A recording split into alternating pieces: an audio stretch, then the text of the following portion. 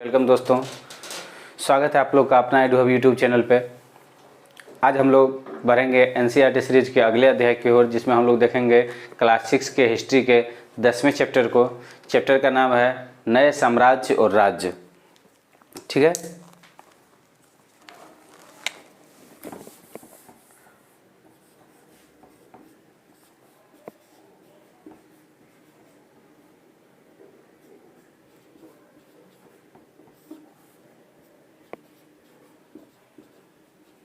और राज्य।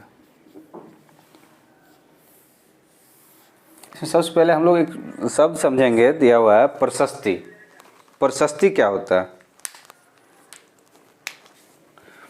पहले समय में, पिछले भी अध्याय में हम लोगों ने देखा था कि जो है गौतमी पुत्र सप्तकर्मी का, उसकी माँ जो है गौतमी बलश्री के द्वारा दान किए गए अभिलेख से उसके बारे में हमको जानकारी मिलती है। उसी तरीके का जो है प्रशस्ति होता है। प्रशस्ति का जो है यह एक संस्कृत शब्द है जिसका मतलब होता है प्रशंसा। प्रशस्ति का मतलब होता है प्रशंसा।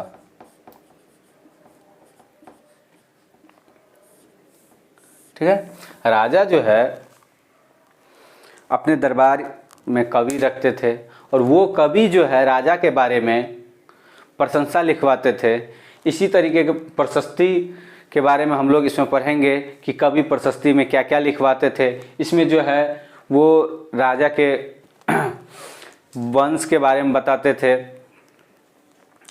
उसके युद्ध के बारे में बताते थे, उसका क्षेत्र कहाँ तक था, ये सारा चीज़ जो है बताते थे।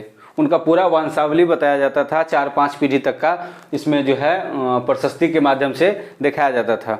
इसमें हम लोग देखेंगे मुख्य रूप से गुप्त वंश के शासक समुद्रगुप्त को, ठीक, हर्षवर्धन को और पुलकेशिन द्वितीय को।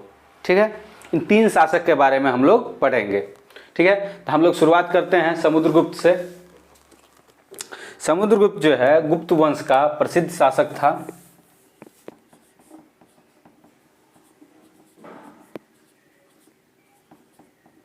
ठीक है,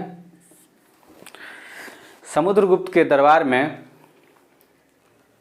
उनके दरबारी कवि और मंत्री हरिसेन रहते थे। यानी उनके दरबारी कवि भी थे और मंत्री भी थे। ठीक,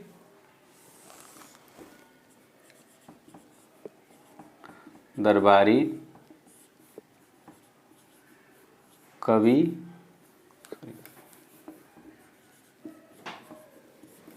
व मंत्री, क्या नाम था? हरिसेन। हरिसेन जो है प्रशस्ति में लिखते हैं कि समुद्रगुप्त जो है युद्ध को जीतने वाला बहुत बड़ा योद्धा था। वो एक बहुत बड़ा कवि था, यहाँ तक कि उसकी तुलना जो है ईश्वर से करता है।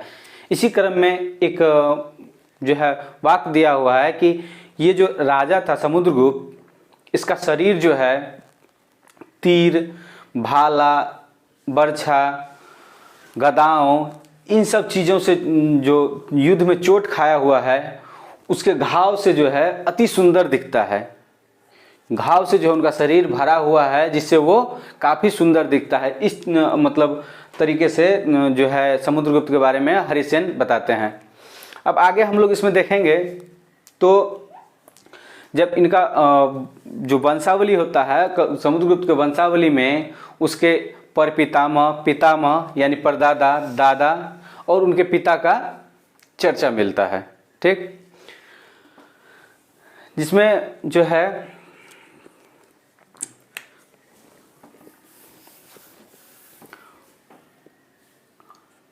इनके जो है पिता का नाम,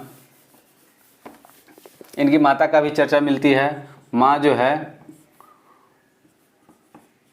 कुमार देवी थी, जो लिच्छवीगण से संबंधित थी।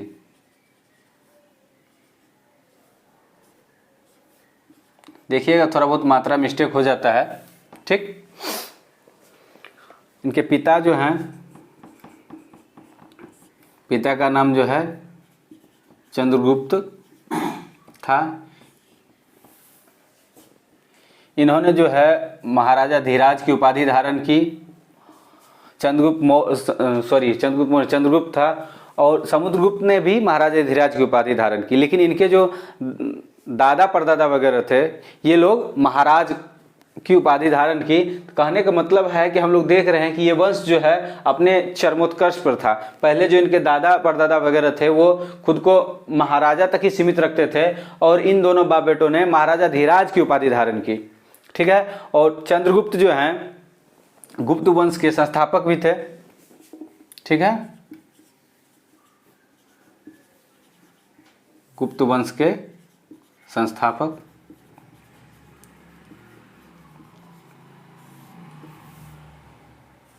ठीक है, और इन्होंने जो है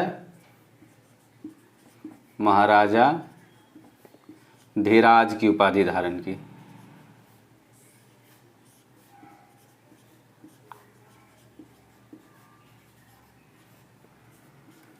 ठीक है। अब जो है यहाँ पे हम लोगों ने देखा समुद्रगुप्त, उनके पिता चंद्रगुप्त। अब इनके पुत्र के बारे में थोड़ा देख लें। इनके पुत्र का नाम था चंद्रगुप्त द्वितीय।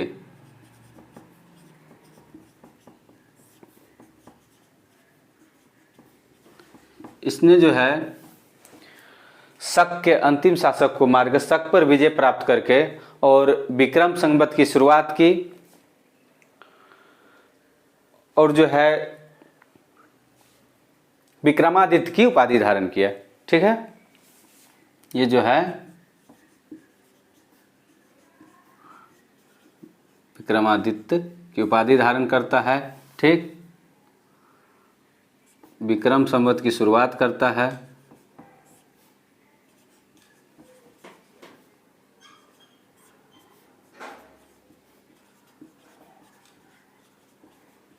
ठीक है, ये जो है शक के विजय के शकों पर विजय के प्रतीक के रूप में जो है चंद्रगुप्त द्वितीय ने विक्रम संवत की शुरुआत की। ठीक है, और चंद्रगुप्त ने जो है महाराजा धीराज की उपाधि धारण की, समुद्रगुप्त ने भी महाराजा धीराज की उपाधि धारण की, और इसने जो है समुद्रगुप्त का पुत्र जो था चंद्रगुप्त द्वितीय, वो शकों पर विजय प्राप्त करके शक संवत की शुरुआत करता है और विक्रमादित्य की उपाधि धारण करता है। ठीक है, अब आगे हम लोग देखेंगे इनके जो दरबारी कवि थे हरिसेन। हरिसेन जो है अब आगे बतलाते हैं कि जो 4 शासक थे अलग अलग क्षेत्रों में, उनके प्रति समुद्रगुप्त की नीतियों के बारे में। ठीक है, उसमें हम लोग देखेंगे, थोड़ा कलर चेंज कर दें, थोड़ा एक बार बाय मैप हम लोग देख लें कि किस क्षेत्र में इसका शासन था।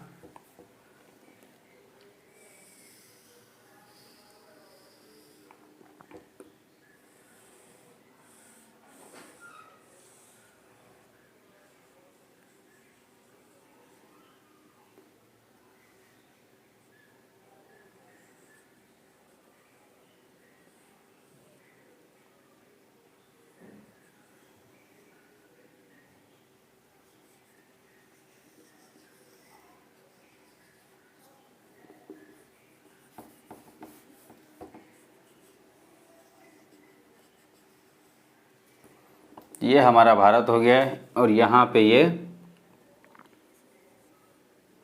जो है श्रीलंका हो गया। ठीक है, अब इसमें हम लोग देखेंगे कि ये वाला जो क्षेत्र है, यहाँ पे जो है पाटलिपुत्र रहता है। ठीक, सॉरी,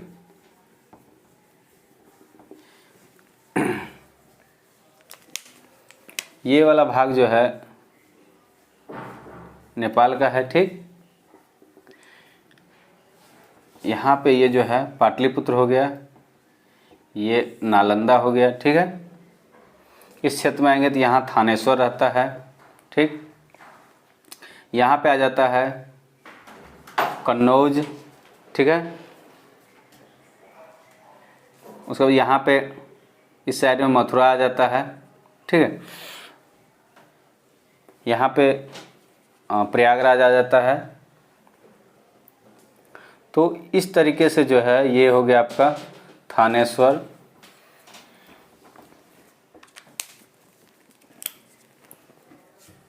ये हो गया थानेश्वर। ठीक, ये पाटलिपुत्र, ये नालंदा, ठीक। ये वाला जो आपका क्षेत्र हो गया मथुरा हो गया, ठीक। ये प्रयागराज हो गया या इलाहाबाद, ठीक। ये जो है कन्नौज हो गया, ठीक है। एक ये क्षेत्र हो गया, यहाँ से इसको अगर हम लोग अंडरलाइन कर दें तो ये वाला क्षेत्र जो है, इस क्षेत्र के 9 शासकों को पराजित कर इसका जो है राज अपने कब्जे में कर लिया, ठीक है। अपने साम्राज्य में इसको मिला लिया, ठीक। अगली प्रशस्ति में ये लोग बताते हैं कि यहाँ पे जो है छोटे छोटे जो है 12 शासक रहते हैं इस क्षेत्र में, ठीक। दक्षिणापथ में जो है छोटे छोटे 12 शासक रहते हैं। इनको भी जो है हराने के बाद जब इन लोगों ने अपनी अधीनता स्वीकार कर ली तो इनको इनका राज वापस दे दिया, ठीक है। अब इसमें हम लोग देखेंगे कि ये वाला जो क्षेत्र है, इधर वाला क्षेत्र, ये वाला जो भी क्षेत्र है, सॉरी एक मिनट, इधर वाला जो भी क्षेत्र है, ठीक। अब देखिए इसमें यहाँ वाला जो क्षेत्र है, इधर जो है शक और इसका शासन रहता है, ठीक, कुषाण का, ठीक। इस क्षेत्र में जो है कुषाण और शक का शासन रहता है और यहाँ श्रीलंका हो जाता है। तो कुषाण और शक के शासक और श्रीलंका के शासक ने भी समुद्रगुप्त से अपनी अधीनता स्वीकार की, अपनी पराजय स्वीकार की और इन लोगों ने अपनी पुत्री का विवाह समुद्रगुप्त से करवाया, ठीक। अब ये जो नेपाल वाला क्षेत्र है, यहाँ पे ये जो नेपाल वाला क्षेत्र है, ठीक, ये नेपाल हो गया, ये असम हो गया और बंगाल का जो तटीय क्षेत्र था, ठीक, इधर असम का क्षेत्र हो गया, ठीक, और बंगाल का तटीय क्षेत्र,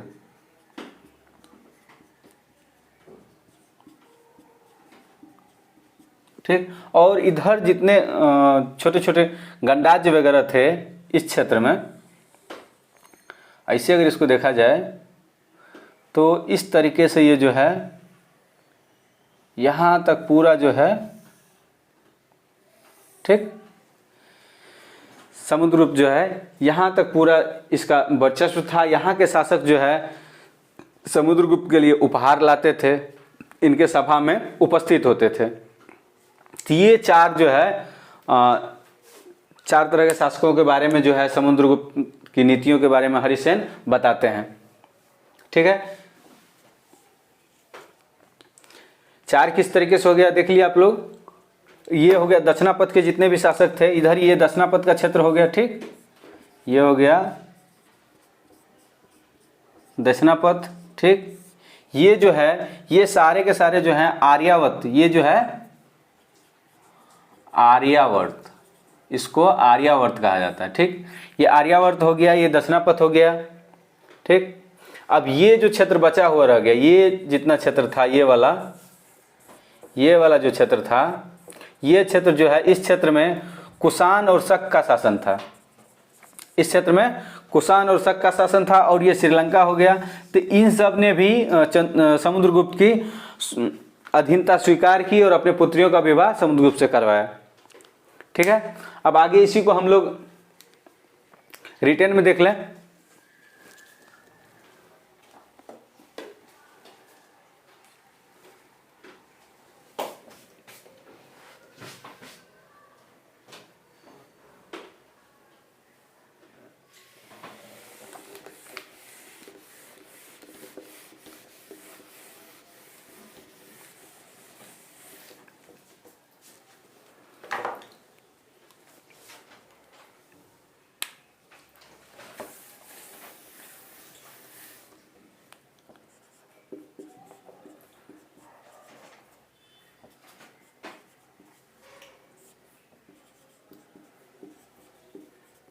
4 विभिन्न शासकों के लिए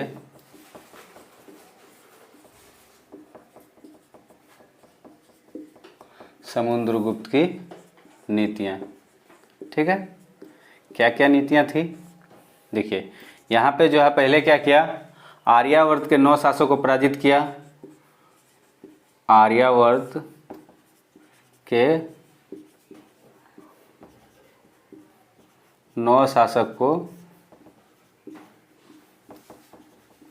पराजित कर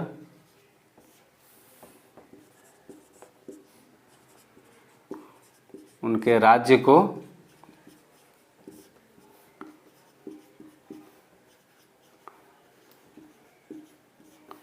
अपने साम्राज्य में मिला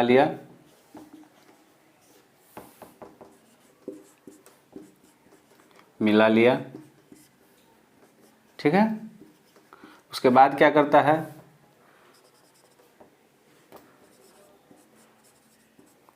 दक्षिणापथ के 12 शासक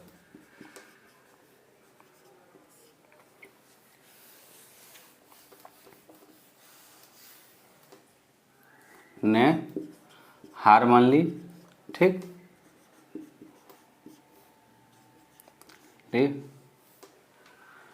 और समुद्रगुप्त ने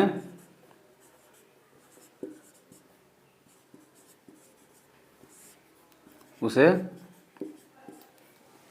उसका राज्य वापस दे दिया। ठीक है,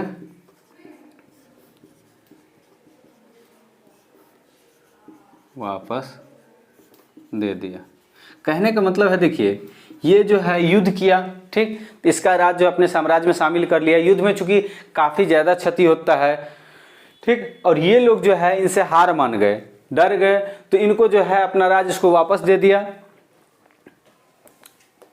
अब हम लोग देखते हैं असम वाले क्षेत्र में, इसमें आ जाता है आपका असम, तटीय बंगाल का जो तटीय क्षेत्र था, और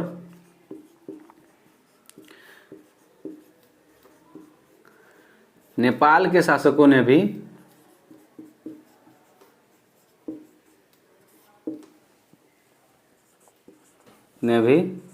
अधीनता स्वीकार की। ये लोग भी इससे डरते थे।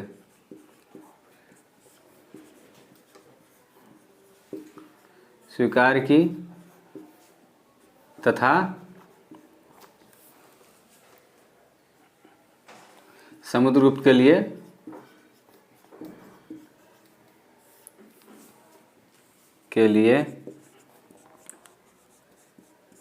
उपहार लाते थे।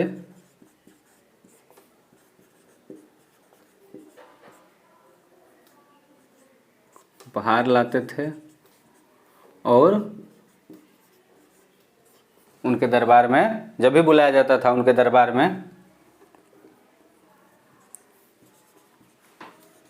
में उपस्थित भी होते थे। ठीक है, भी होते थे। ये हो गया 3। अब चौथा हम लोग देखते हैं, इधर का हो गया होगा तो इसको मिटा दें।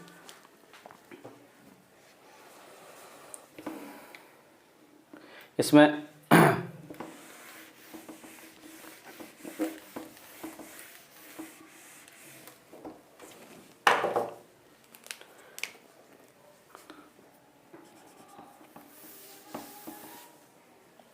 अब हम लोग देखेंगे शक, कुषाण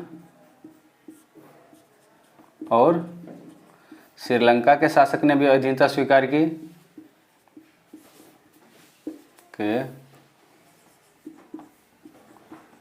शासक ने भी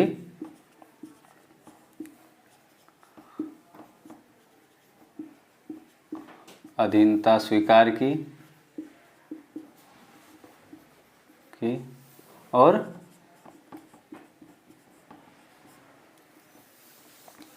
अपने पुत्रियों का विवाह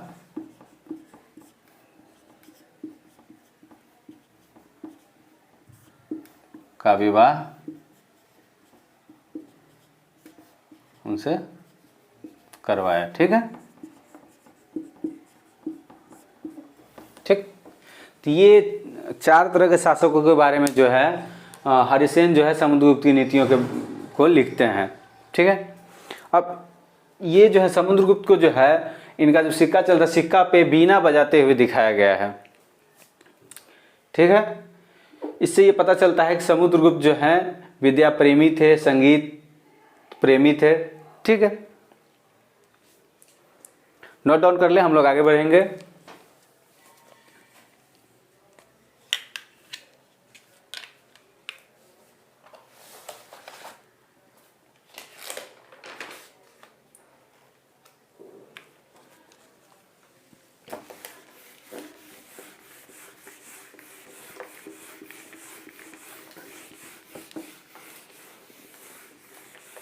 अब जिस तरीके से हम लोगों ने प्रशस्ति के माध्यम से समुद्रगुप्त के बारे में देखा, समुद्रगुप्त के बारे में हम लोगों ने क्या क्या देखा। हरिसेन जो है समुद्रगुप्त के दरबारी कवि थे। समुद्रगुप्त के पिता का नाम चंद्रगुप्त था, जो गुप्त वंश के संस्थापक थे। समुद्रगुप्त के माँ का नाम कुमार देवी थी, जो लिच्छवी वंश से संबंधित थी। ठीक, इसके पुत्र का नाम चंद्रगुप्त द्वितीय था, जिन्होंने शक वंश का नाश किया और उसके विजय के खुशी में जो है विक्रम संवत का शुरुआत करता है और विक्रमादित्य की उपाधि धारण करता है।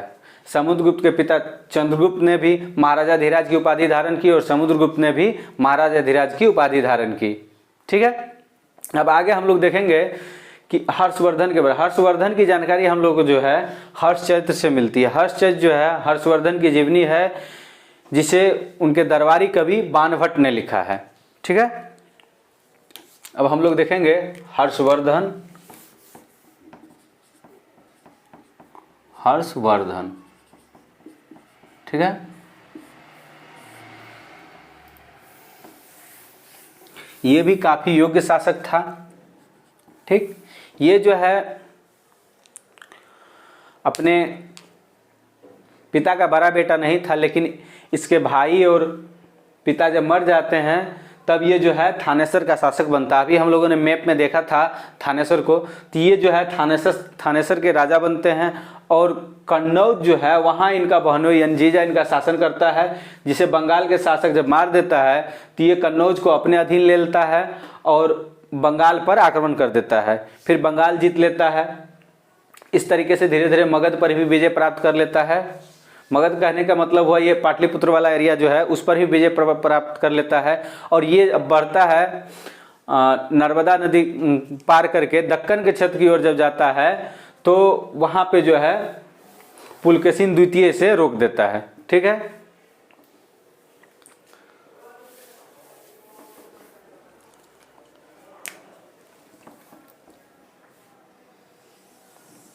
इनके दरबारी कवि, देखिए ये चीज़ ध्यान रखिएगा कि दरबारी कवि के बारे में अक्सर क्वेश्चन पूछा जाता है। बीपीएससी में भी कितना बार जो है हर्षचरित्र से रिलेटेड क्वेश्चन पूछा गया है कि हर्षचरित्र के रचयिता कौन है या हर्षचरित्र को लिखने वाले कौन है। हर्षवर्धन से भी काफ़ी सारा क्वेश्चन आता है। ठीक, आप अगर देखेंगे तो आप सोचते होंगे क्लास 6 के एनसीईआरटी में क्या है, लेकिन अगर आप प्रीवियस ईयर क्वेश्चन देखिए तो अक्सर जो है मेगास्थनीज पुस्तक के बारे में दिया गया है।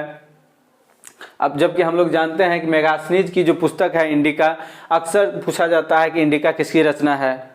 ठीक, चाणक्य के अर्थशास्त्र के बारे में पूछा जाता है। तो ये सारा चीज़ जो है थोड़ा याद रखने योग्य है, जिसको हम लोग ध्यान से देखते चलेंगे। अब हर्षवर्धन के दरबारी कवि कौन थे? बाणभट्ट। ठीक है, हर्षवर्धन के दरबार में जो है चीनी यात्री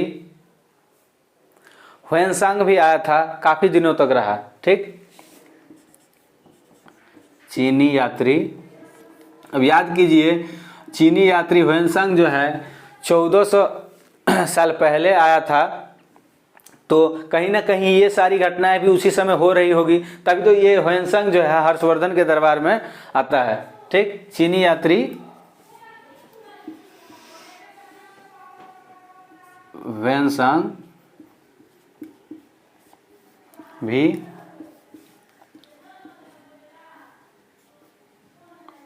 हर्षवर्धन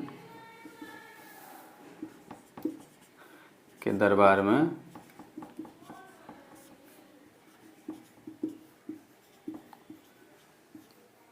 काफ़ी दिन रहा। ठीक है,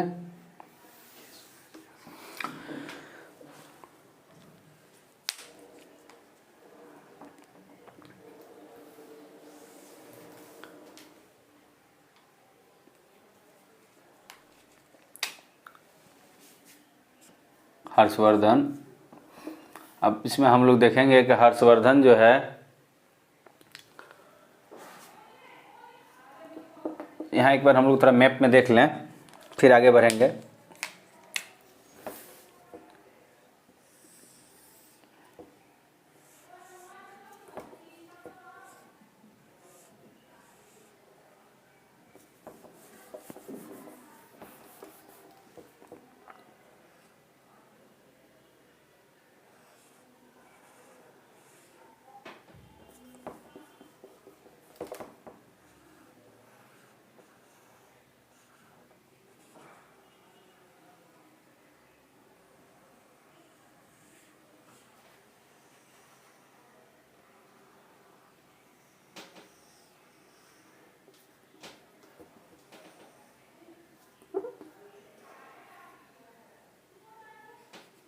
ठीक है, अब देखिए यहाँ पे हम लोगों ने देखा था, ये जो है थानेश्वर वाला क्षेत्र है। ठीक, ये है थानेश्वर। ठीक,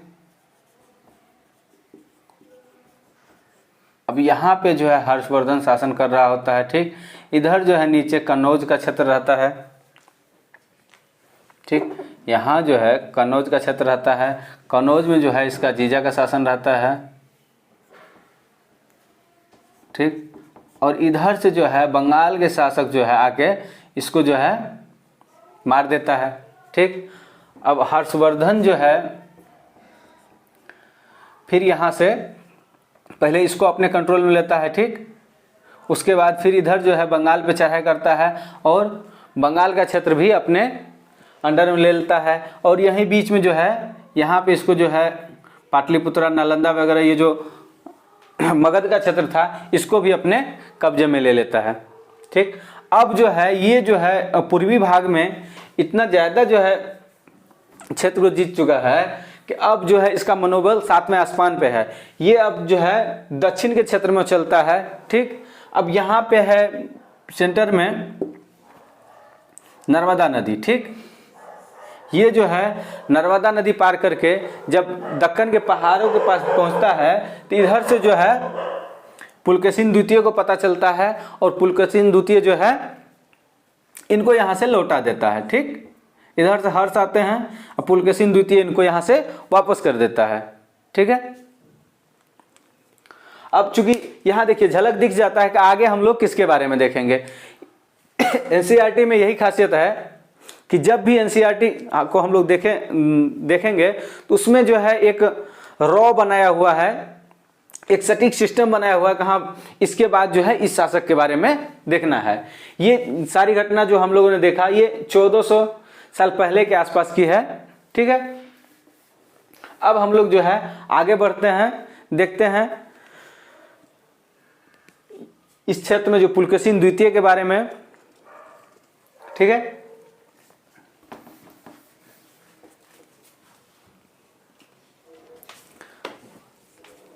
हर्षवर्धन की जीवनी जो है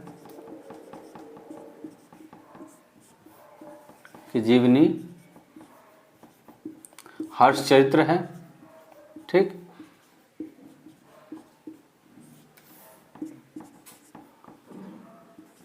हर्षचरित्र संस्कृत में लिखा गया है। हर्षचरित्र किसने लिखा है? बाणभट्ट ने। किस भाषा में? संस्कृत में।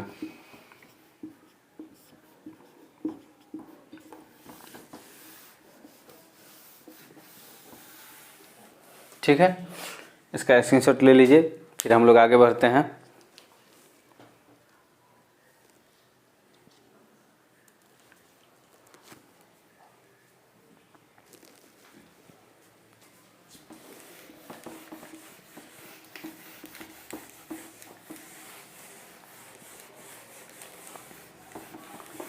अब हम लोग देखेंगे पल्लव, चालुक्य और पुलकेशिन द्वितीय। ठीक है,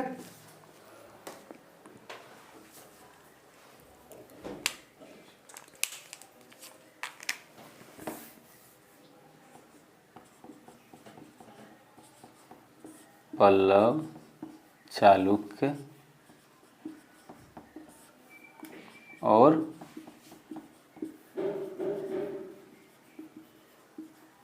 पुलकेशिन द्वितीय। ठीक है, अब इस दो वंश के बारे में हम लोग देखेंगे। ठीक, एक था पल्लव वंश, ठीक, दूसरा था चालुक्य वंश।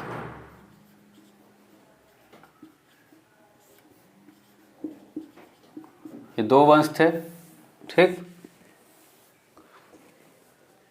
पल्लव वंश की राजधानी कांचीपुरम थी। ठीक, राजधानी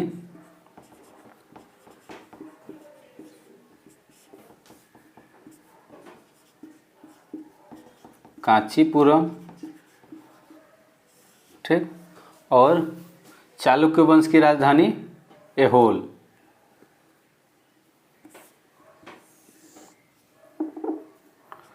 राजधानी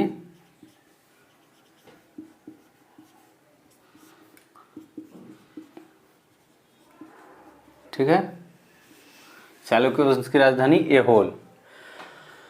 अब इसका जो है पल्लव वंश का क्षेत्र जो है, इसका क्षेत्र विस्तार जो है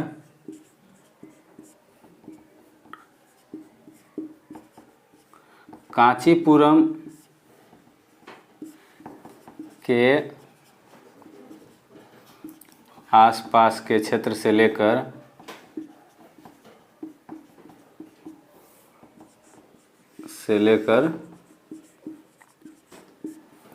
कावेरी डेल्टा तक था। ठीक है, और इसका क्षेत्र हम लोग देखेंगे चालुक्य वंश का। तो चालुक्य वंश जो है कृष्णा और तुंगभद्रा नदी के बीच में स्थित था। ठीक है, कृष्णा और तुंगभद्रा नदी के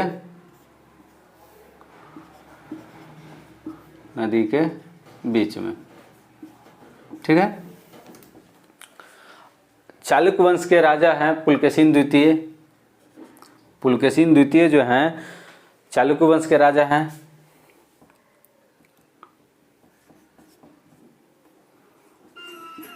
पुलकेशिन द्वितीय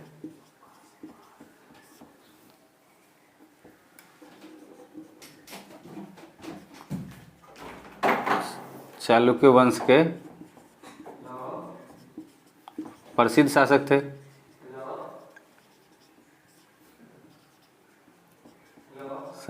थे।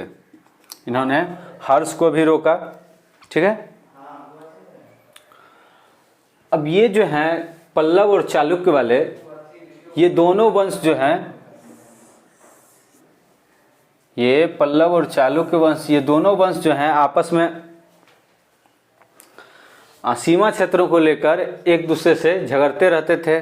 ठीक, जिसमें जो है मुख्य रूप से जो राजधानी क्षेत्र था उस क्षेत्र में जो है ये लोग ज़्यादा आक्रमण करते थे, चूँकि ये समृद्ध एरिया था। ऐहोल जो है ये व्यापारिक क्षेत्र था और बाद में जो है ये धीरे धीरे धार्मिक क्षेत्र भी बन गया। यहाँ पे बहुत सारे मंदिर भी थे।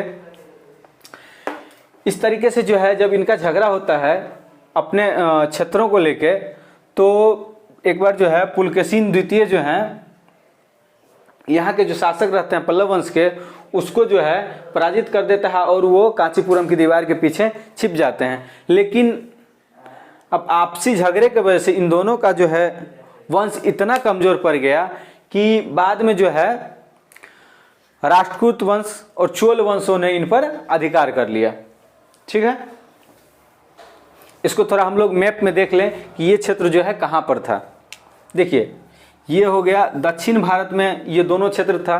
ठीक, दक्षिण भारत में जो है यहाँ पे इस साइड में जो है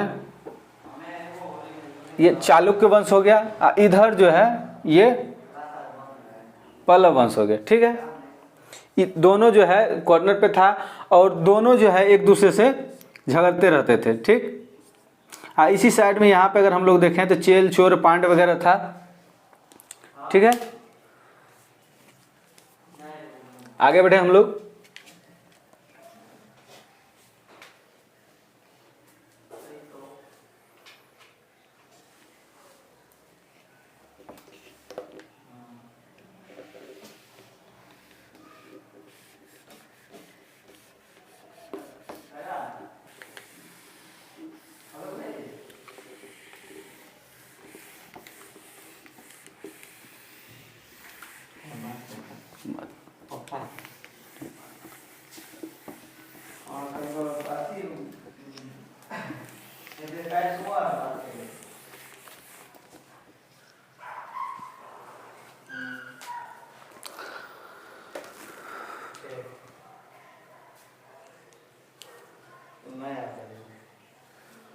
अब आगे हम लोग देखते हैं कि इस क्षेत्र में जो है शासन व्यवस्था किस तरीके से चल रही थी। ठीक है, शासन जैसे पिछले शासकों में हम लोगों ने देखा कि मुख्य रूप से जो है भूमि कर लिया जाता था, इसमें भी भूमि कर लिया जाता था और जो है शासन का प्रमुख इकाई गांव था। ठीक, अब इसमें होता क्या था कि अधिकांश जो पद होता था वो वंशानुगत हो गया। ठीक, अब जैसे हरिसेन जो हैं,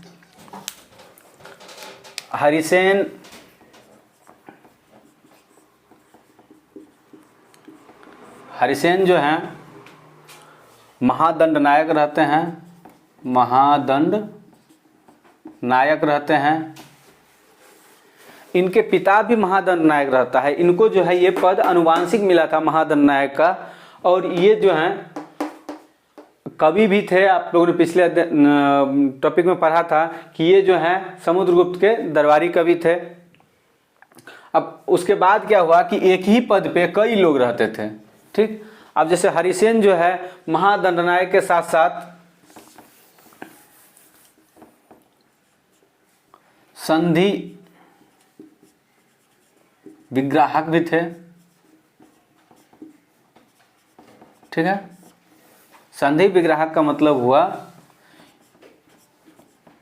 युद्ध एवं शांति के विषय का मंत्री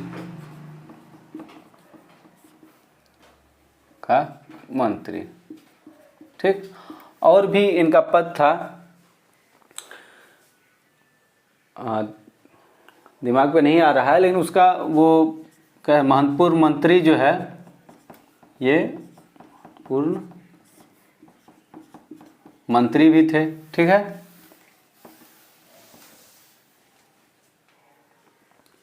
इस तरीके से हम लोग देख रहे हैं कि एक ही लोग जो है कई पद पे बने रहते थे। ठीक है, अब आगे हम लोग देखेंगे इसमें जो है जो मुख्य रूप से जो व्यापारी वर्ग थे उनका बोलबाला था। वो जो है जो शहर के व्यापारी होते थे वो एज ए बैंकर वर्क करते थे। जितने भी व्यापारी वर्ग के प्रमुख लोग थे उनका बोलबाला था। ठीक है, अब इसमें होता क्या था कि जो बड़े लोग थे, जैसे मान लीजिए हरिसेन जो है एक ही आदमी 4-4 पदों पे है उसमें, तो जब राजा कमजोर पड़ता था तो ये लोग जो है अपना क्षेत्र जो है स्वतंत्र करने के कोशिश में रहते थे। अब इसमें हम लोग देखेंगे कि सेनाएं जो है वो किस तरीके की थी। इसमें जो है पहले क्या होता था कि राजा जो है अपने पास हाथी घोड़े और पैदल सैनिक रखते थे, लेकिन इसमें थोड़ा सा चेंज हुआ। अब क्या चेंज हुआ देखिए, अब ये कोई शासक है। ठीक, पहले क्या होता था कि शासक अपने पास सारा चीज रखता था। अब शासक क्या किया, जो सेना नायक होता था, सेना नायक, ठीक, इसको जो है कुछ भूमि दे दिया। मान लिया कोई एक गांव दे दिया भाई तुम वहां से अपना कर वसूलो, और जो है इसके अंदर में जो है सेना आ गया। ठीक। ये जो है जो कर वसूलता था उस भूमि से, उसके एवज में जो है ये अपना सेना पालता था, हथियार का व्यवस्था करवाता था। जब कभी युद्ध होता था ये राजा को सैन्य सपोर्ट या फिर हथियार वगैरह से सहयोग करता था, ठीक। बदले में इसको वेतन ना देके राजा जो है भूमि दान देते थे, जिससे ये कर वसूलता था। तो ये लोग जो है सामंत कहलाए, ठीक। अब क्या होगा कि धीरे धीरे जो है ये सामंत जो है बहुत बड़े जमींदार टाइप से हो जाएंगे, इनके पास बहुत सारी भूमि हो जाएगी। तो ये जो है काफी जगह से कर वसूलने लगेंगे।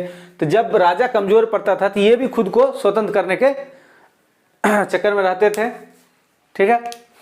अब इसमें हम लोग देखेंगे कि उस समय जो है आम लोगों की क्या स्थिति थी, ठीक है।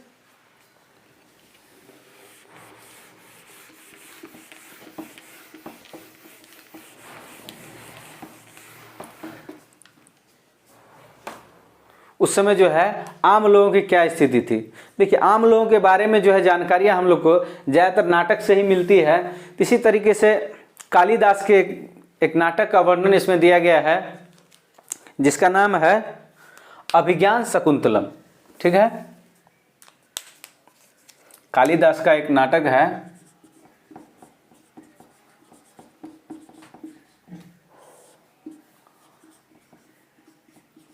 अभिज्ञान शकुंतलम, ठीक है।